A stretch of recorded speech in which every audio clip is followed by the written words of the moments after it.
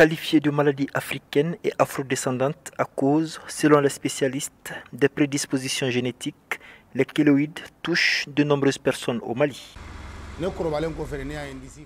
C'est une fois adulte que j'ai vu des boutons au niveau de ma poitrine. Ça a commencé à me déranger et chaque fois que je grattais la plaie, ça grandissait.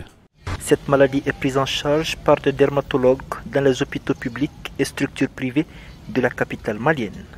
Au sein du cabinet Sympa Santé, le docteur Simpara Bakari nous explique pourquoi cette maladie est assimilée à une maladie africaine. Les kéloïdes, quand même, il y a beaucoup de kéloïdes quand même que nous voyons en consultation.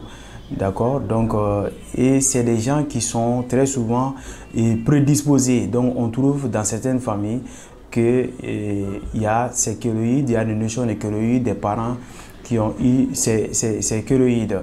Donc, en général, quand on voit 100 patients, souvent, ça peut varier quand même de 1 à 5%. Cette maladie a souvent des causes héréditaires.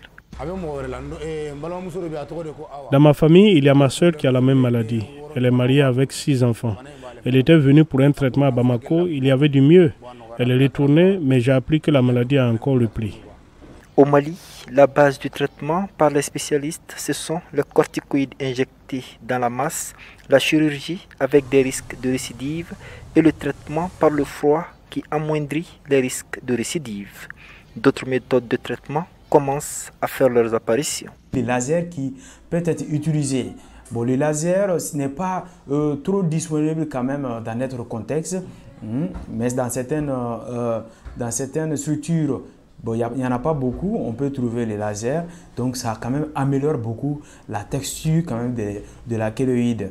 Mais il y a aussi la chimiothérapie, la 5-fluorouracile qu'on peut mélanger avec les triamcinolones, qui sont des pratiques qui commencent à venir dans notre contexte et qui ont aussi montré leur efficacité dans la prise en charge. L'autre facteur qui rend le traitement long, selon le spécialiste, c'est le temps mis par les patients avant de venir dans les structures sanitaires. Car ici, au tout début de la maladie, elle est assimilée à un sort, donc le traitement se fait d'abord chez les tradipraticiens.